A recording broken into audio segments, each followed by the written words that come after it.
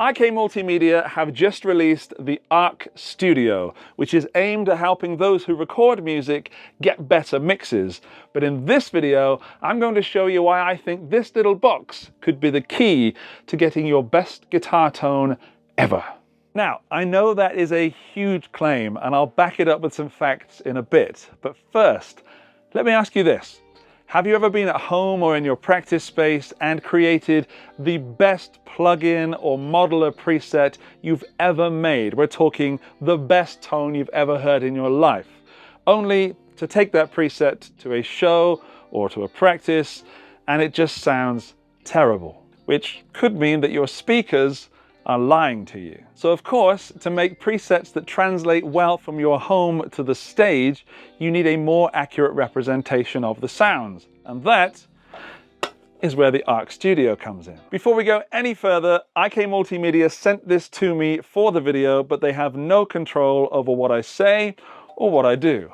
Now, if you're watching this thinking that the ARC system from IK Multimedia sounds familiar to you and is not new, you'd be correct. It has existed as a plugin for many years, and I've been a proud user of it pretty much ever since I started recording music professionally. But now they've put a brand new version of that plugin into this box, meaning your computer has to do no processing power whatsoever. Let me show you how to plug this into your system by plugging it into mine. On the back of the box are 4 XLR sockets, left and right in and left and right out. And all I have to do is plug this in between the audio interface and the speakers. So now left speaker in there, right speaker in there, audio interface left out into there, and audio interface right out into there. And then finally the USB-C cable in the back, just there,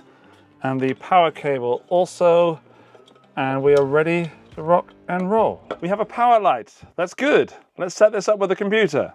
I'm not going to take you through every step of this process because I think it's unnecessary. But what you basically have to do is download some software and install it, and then open the analysis program and plug your included microphone into your audio interface, and then place it in various points in your room to take some measurements. Those measurements are now saved as one analysis file, which I can now load into the ARC Studio and correct the sound of my speakers and my room. I do that by loading up the ARC 4 software and going to this preset here, ARCham A7X Wall. Wow, that is astonishing. Okay, so explain this a little bit. Here we go, right. That white line is accurate, it is linear, it is what we want. So anything that's closer to that white line is more accurate. This is what it was before, so there's a huge bump in the bass just here and a dip in the low mids and the mids, and then the treble sort of comes back and sort of levels off. This was after now. So it's not linear, it's not directly flat across. It's certainly closer to that white line than it was in the before. That is insane. Okay, I'm excited to hear this. So the correction's off at the moment. I can turn the correction on by pressing the button on there. And before I do that, I can now unplug the microphone, and now that I've loaded in that preset, I can unplug the USB from the ARC Studio and the computer. I don't need that anymore. I've transferred the file over. However, if I did want to be more accurate, I only recorded 7 measurement points, and you can record 21, which gives you more accuracy, and therefore I'd expect that line to be closer to the white line. Right, let's play some music. Demonstrating this isn't going to be easy because I want to show you the sounds coming out of my speakers, so therefore I need a microphone, and this one might work, but it's in mono, so I've also got a stereo recorder in the ceiling over there. I'll play some music with the correction off, and then I'll turn the correction on and then off again, and we'll see if we can hear a difference.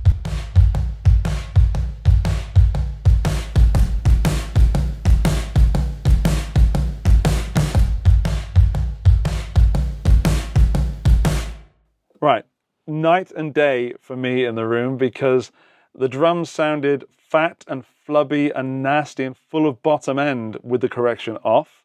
With the correction on, there was a snappy, slappy kick drum.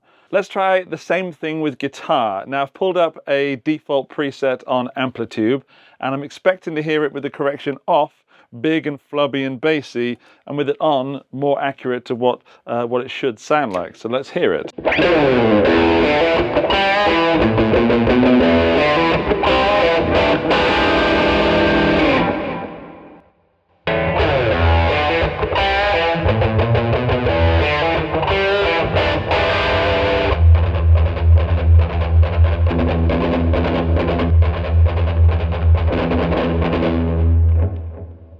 With the correction on, it sounds like a guitar, and it sounds like something I could use. With the correction off, it sounds horrible, and there's all this low end that shouldn't be there on a guitar, and all I'm changing is the correction on and off. Game changer. That bottom end flubby nastiness would definitely have ruined my preset, because I would have EQ'd it out of the guitar and added in some more mids and probably some more highs as well to bring through the brilliance. And then when I took that out on the road, it would have sounded, again, terrible because I'd fixed the wrong thing. So, is this the all-in-one answer to all your guitar tone problems? No, of course it isn't, but it certainly helps. And if you're on the journey of finding better tone from the plugins or the modelers that you use, this will help immensely.